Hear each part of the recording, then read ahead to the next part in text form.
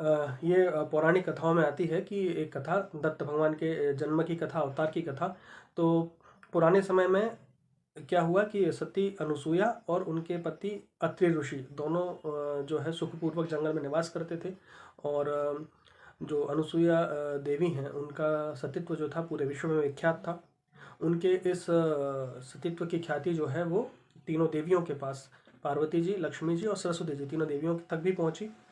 और उन्होंने भगवान से कहा कि इनकी परीक्षा लीजिए कि क्या ये जो देव मतलब क्या इनका वास्तव में इतना सतीत्व इतना उच्च है कि जो मतलब देवियों की बराबरी भी कर सकता है। तीनों भगवानों ने मना किया कि देवी की परीक्षा न ली जाए, क्योंकि उनका सतीत्व वास्तव में बहुत अधिक है। तो लेकिन फिर भी तीनों देवियों का कहना था कि नहीं, आप उनकी परीक्षा लीजिए। तो तीनों भगवान इस बात पर तैयार हो गए और वो जो है देवी की परीक्षा लेने के लिए, ये अगहन मास की पूर्णिमा का दिन कहलाता है, और देवी की परीक्षा लेने के लिए वो तीनों भगवान जो हैं वो धरती पर अवतरित हुए और ब्राह्मण के वेश में जो है वो सती अनुसुईया के घर पहुँचे। और सती अनुसुईया के घर पहुँचे तो वहाँ पर अत्रि ऋषि बाहर गए हुए थे।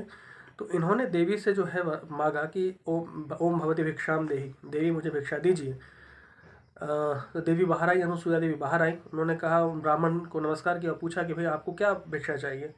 तो उन्होंने कहा कि मुझे ऐसी भिक्षा दो जिसका कहीं स्पर्श ना हुआ हो। मुझे ऐसी भिक्षा दो कि जो, हम ब्राह्मण हैं और हमें कोई भी ऐसी चीज़ नहीं चाहिए जिसका कहीं स्पर्श हुआ हो। तो आप कोई भी भोजन ले लीजिए, कोई आप खीर बनाए, पूरी बनाए, हर एक का स्पर्श होता है।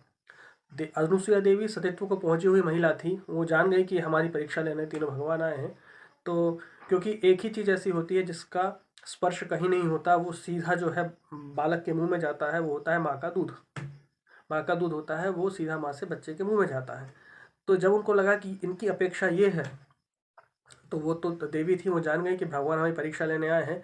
उन्होंने कहा कि तथास्तु, ऐसा ही हो। और उन्होंने क्या किया कि अत्रि ऋषि के कमंडल से जल उठाया और जल उठा करके तीनों भगवानों के ऊपर, ब्राह्मणों के ऊपर डाल दिया। भगवान थे वो बालक रूप में हो गए, एक एक माह के शिशु हो गए वो तीनों, और रुदन करने लगे, रोने लगे। और अब जब बालक को, जो कि ब्राह्मण थे, अगर वो इस अवस्था में अनुसुईया देवी उनका इच्छा पूर्ति नहीं कर सकती थी जो उन्होंने मांगा था। लेकिन जब वो बालक एक एक माह के शिशु हो गए, रुदन करने लगे, रोने लगे, तो उनकी इच्छा पूरी की जा सकती थी। वहाँ एक माँ और शिशु का जो है वो रिश्ता था। तो उन्होंने तीनों ही बालकों को दुग्धपान कराया और उसके बाद उनको अपने पालने में लिटा दिया। अत्रि ऋषि जब शाम को आए तो वो भी महान ऋषि थे, वो भी जान गए कि क्या घटनाक्रम हुआ होगा। कुछ दिन व्यतीत हो गए और ऐसा होने के बाद में जब भगवान अपने लोक को नहीं पहुंचे तो तीनों देवियां चिंतित हो गईं। और तीनों देवियां चिंतित हो गईं और उन्होंने पूछा कि हमारे प्रभु अभी तक क्यों नहीं आए हैं। तो नारद जी ने कहा, वहीं जाकर आप देखिए, तीनों देवियां पृथ्वी लोक पर आती हैं, लोक पर आती हैं, अनुसुईया के आश्रम में जाती हैं। अनुसुईया देवी से कहती हैं कि हमारे पति कहाँ हैं, तो वो इशारा कर देती हैं। तो वो पालने की ओर जाकर देखते तो तीनों जो हैं भगवान रुदन कर रहे थे, रो रहे थे, हंस रहे थे, खेल रहे थे आश्रम में। तो कहते, ये बोले यही आपके पति हैं। वो अनुसुईया को नमस्कार करती हैं, उनके सतीत्व को भी नमस्कार करती हैं और उनसे कहती है, देवी हमें क्षमा करें, हमारे पति को पूर्वव्रत बना दें। तो देवी जो हैं, अनुसुईया देवी, उनको वापस पूर्व रूप में बना देती हैं। लेकिन उसके बाद जो है भगवान, तीनों भगवान जो हैं कि ये एक सभी भगवान वहाँ पर जो उपस्थित लोग रहते हैं भगवान से वर मांगते हैं कि जैसे आप एकात्म रूप में यहाँ हुए हैं, आगे भी एकात्म रूप में जन्म लीजिए।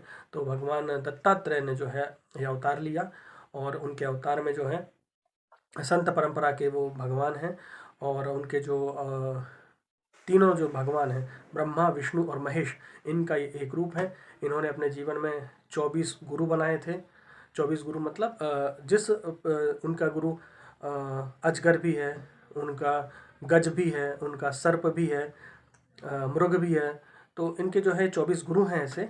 और इन 24 गुरुओं से जिससे उन्होंने सीखा उसको अपना गुरु बनाया। ऐसे 24 गुरु उन्होंने बनाए और इनके साथ, इनके हर प्रतिमा के साथ एक गाय और 4 श्वान यानी कुत्ते होते ही हैं। और एक 3 चेहरे होते हैं। तो एक भगवान ब्रह्मा का है, एक विष्णु का है और एक महेश का है। तो दत्त संप्रदाय जो है महाराष्ट्र और विभिन्न स्थानों पर बहुत है। तो ये जो दत्त जो भगवान है, इनका अवतार ऐसा हुआ था।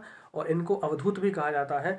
अवधूत मतलब जिसकी गति निर्बाध हो, जो कहीं भी किसी भी समय निर्बाध रूप से पहुंच सके। तो ऐसे ये भगवान दत्तात्रेय हैं। और इनकी जयंती 26 तारीख को है, 26 दिसंबर को इनकी जयंती पूर्णिमा के अवसर पर जो है होगी। तो